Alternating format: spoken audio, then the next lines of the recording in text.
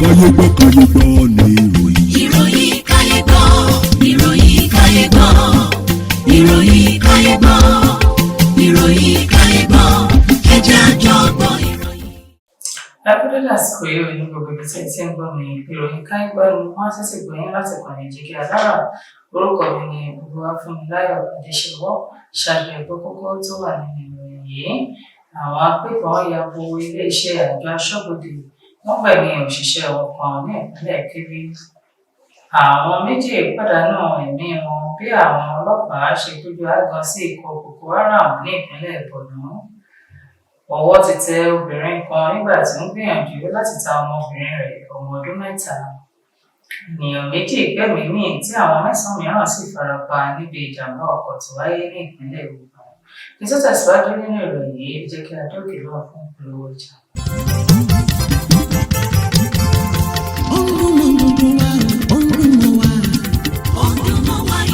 Jígí Alára. Jígí Alára, ìkànnì ìdùnmọ̀dùnmọ̀ wá sẹ́. Ọ̀dùnmọ̀wá ìkànnì Jígí Alára. Ètò tó fún ni lóye, ètò tó wà ní lọ́yẹ̀ wà ń bẹ̀. Ọ̀dùnmọ̀wá ìkànnì Jígí Alára. Ìròyìn lóríṣiríṣi tàbí mọ bó ṣe ń lọ láwùjọ. Ọ̀dùnmọ̀wá ìkànnì Jígí Alára. Ìkànnì Jígí Alára. Jígí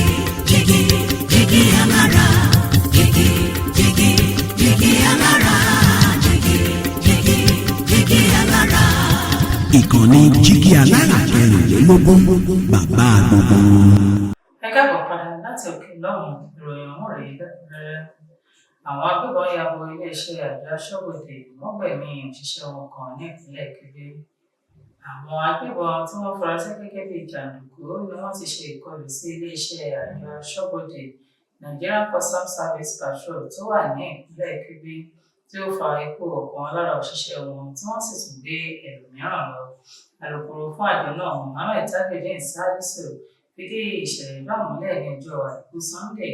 Wọ́n ní wọ́n gbẹ̀mí Dabo Umar tí wọ́n sì gbé Baba Gana Abba Kabiru tí wọ́n ti ń béèrè fún owó gọbọi gẹ́gẹ́ bí owó ìtúsílẹ̀ rẹ̀ báyìí. Àwọn méjì pàdánù ẹ̀mí wọn bí àwọn ọlọ́pàá ṣe gbójú aágan sí ikọ̀ Boko Haram ní ìpínlẹ̀ Borno. Iléeṣẹ́ ọlọ́pàá ní ìpínlẹ̀ Borno ní àwọn méjì ló ti pàdánù ẹ̀mí wọn níbi ìkọlù wọn pẹ̀lú Boko Haram ní Jakana Police Barracks ní ìjọba ìbílẹ̀ Kunduga ní ìpínlẹ̀ náà. Alukoro fún iléeṣẹ́ ọlọ́pàá ní ìpínlẹ̀ ọ̀hún, Nahum Daso, tó fìdí ìṣẹ̀lẹ̀ náà múlẹ̀ ní ìkọlù náà ló wáyé ní àárọ̀ ọjọ́ Àìkú Sunday. Ó ní ẹ̀mí méjì ni ó bá ìṣẹ̀lẹ̀ náà rìn tí wọ́n tún jó ọ̀pọ̀ àwọn ọlọ́pàá nínú, tí ó sì ní ìwádìí ti bẹ̀rẹ̀ lórí ìṣẹ̀lẹ̀ náà. Ọwọ́ ti tẹ obìnrin kan nígbà tí ó ń gbìyànjú láti ta ọmọbìnrin rẹ̀ ọmọ ọdún 7. Iléeṣẹ́ ọlọ́pàá ní ìpínlẹ̀ Ògùn ti mú obìnrin kan ẹni ọdún 25 tí wọ́n pè ní Yétúndé Gbádébọ̀ fún ẹ̀sùn pé ó gbìyànjú láti ta ọmọbìnrin rẹ̀ ọmọ ọdún 7 ní agbègbè Aládìyí ní ìlú Ṣàgámù. Ìròyìn tó jáde ní obìnrin náà ló fẹ́ ta ọmọ rẹ̀ ọ̀hún ní ẹgbẹ̀rún náírà fún ọkùnrin kan tí wọ́n pè ní Sunday Nune. Agbẹnusọ fún iléeṣẹ́ ọlọ́pàá Ọlọ́dúntọ́lá ní Gbádébọ̀ sọ pé ẹ̀sùn náà kò rí bẹ́ẹ̀, ṣùgbọ́n ọkùnrin tó fẹ́ ta ọmọ fún ti ṣe àpàtẹnujẹ́wọ́ pé bẹ́ẹ̀ ló rí. Wọ́n ní àwọn yóò taari ẹjọ́ náà sí àjọ ọ̀tẹlẹ̀múyẹ́ ìyẹn State Criminal Investigation Department ní kété tí ìwádìí kò bá parí. Ènìyàn méjì gbẹ̀mí mì tí àwọn 9 mìíràn sì farapa níbi ìjàmbá ọkọ̀ tó wáyé ní ìpínlẹ̀ Ògùn. Dírẹ́bà ọkọ̀ àjàgbé kan àti amúgbálẹ́gbẹ̀ẹ́ rẹ̀ ni wọ́n ní wọ́n ti sálọ níbi ìjàmbá ọkọ̀ tí wọ́n ti rọ́lu bọ́ọ̀sì akérò kan ní ìkóríta lọ́sọ̀ọ̀sẹ̀ Ṣàgámù ní ìpínlẹ̀ Ògùn, níbi tí ènìyàn méjì ti pàdánù ẹ̀mí wọn tí àwọn 9 mìíràn sì farapa.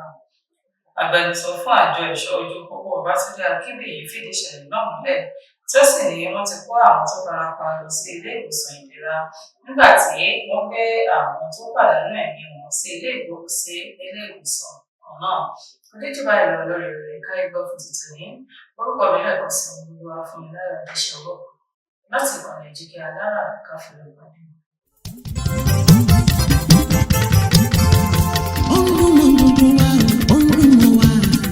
Ọ̀dùnmọ̀wá ìkànnì Jígí Alára. Jígí Alára.